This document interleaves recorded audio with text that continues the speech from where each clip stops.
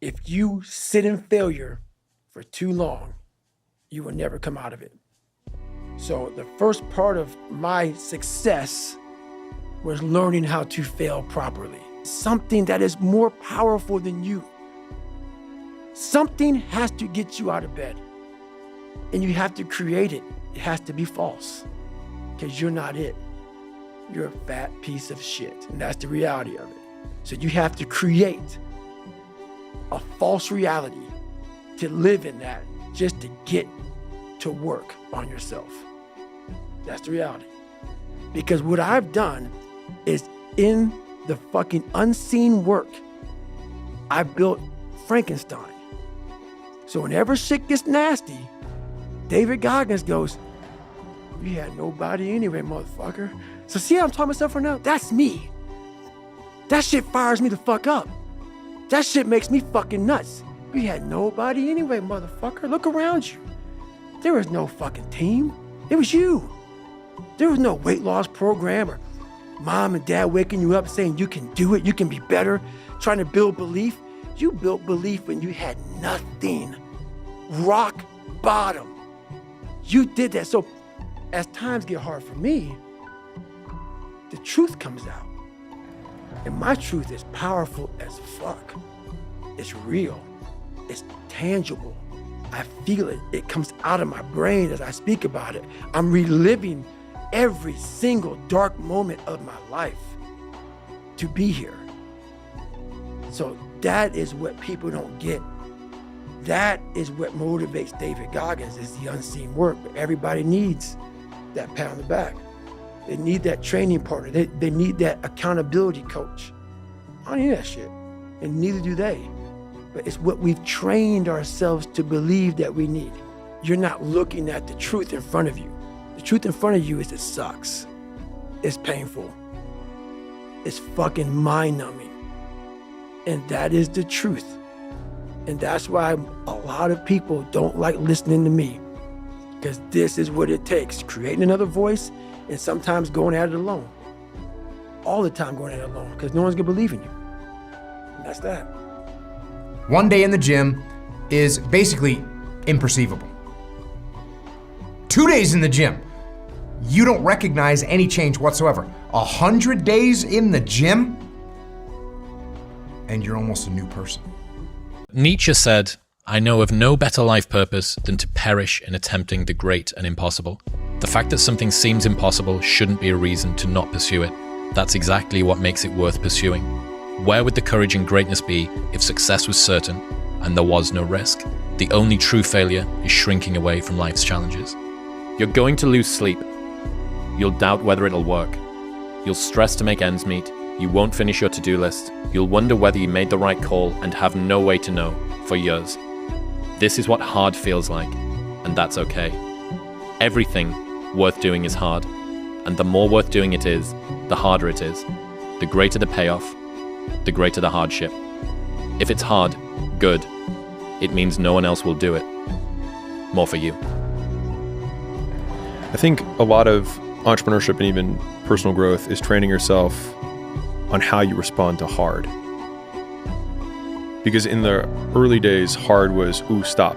This isn't good. I should, this is a warning sign. This is a red flag. I should slow down, or I should stop, I should pivot.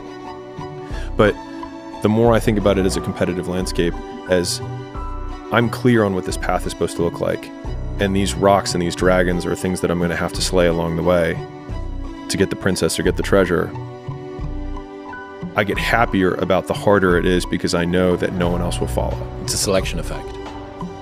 And I think if you can shift from this is hard to no one else will be able to do this, then it flips from being this thing that you're like, oh, poor me, to oh, poor everyone else who's going to have to fucking try. Don't half-ass it. Don't half-ass it. Boy, that never goes out of style, does it? I mean, think about it. If you're gonna do something, if you've chosen to do something, whatever it is, easy, hard, if you give it your all and you don't half-ass it, win, lose, draw, get what you want, don't get what you want, whatever the outcome is, if you don't half-ass it, at least you're not gonna have to wonder, ooh, would the outcome have been different? What if I did give it my all? And boy, wondering that is what keeps us up at night. Successful people see opportunity in every failure. Normal people see failure in every opportunity. Both are right, only one gets rich. And if we think of confidence as the percentage likelihood what we think is going to happen will happen as a predictive metric, then in order to be more confident, we want to have more proof that what we think will happen will happen. And so the easiest way to do that is to do it a lot of times.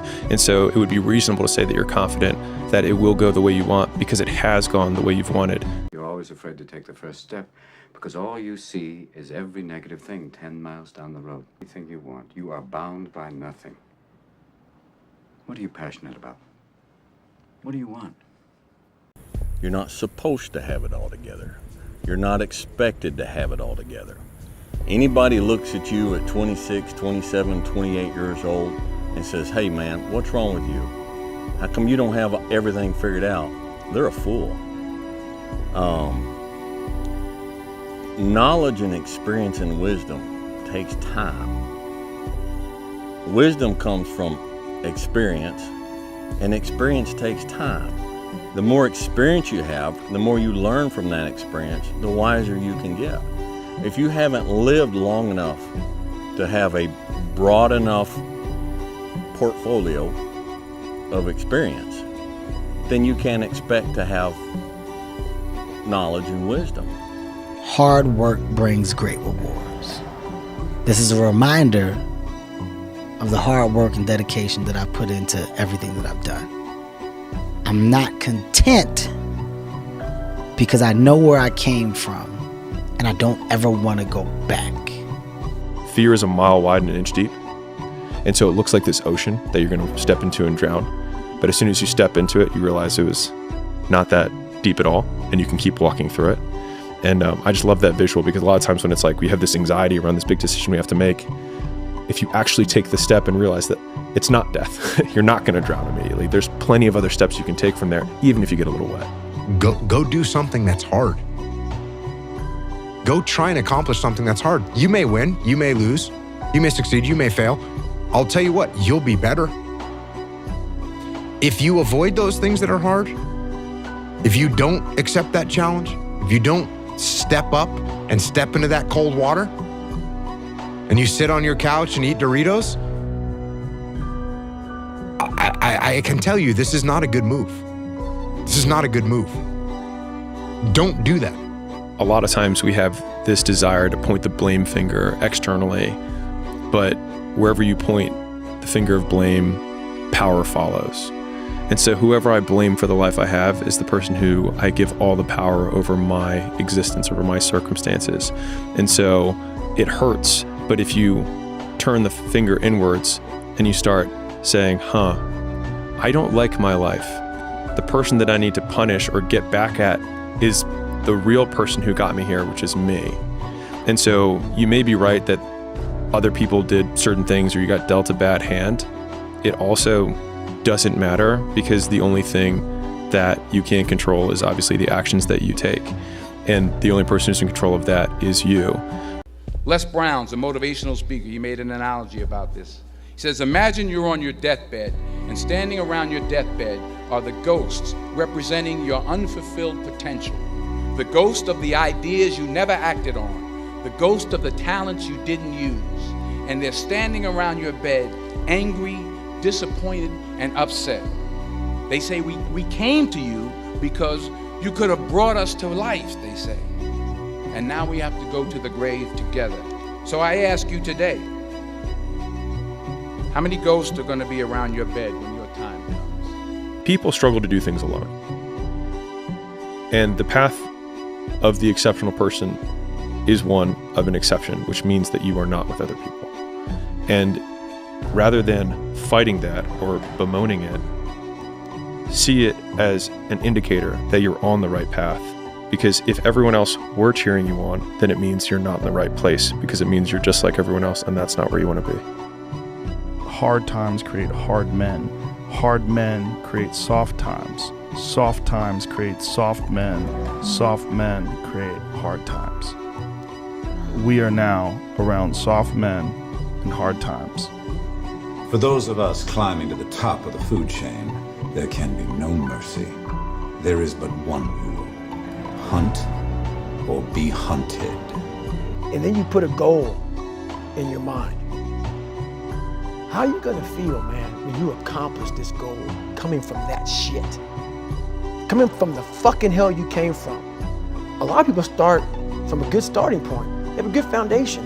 What if you can surpass all of these motherfuckers? What if everybody who was fucking way up here started up here, and you started with no legs. You had to grow fucking legs to even start walking, and then crawling, and then running.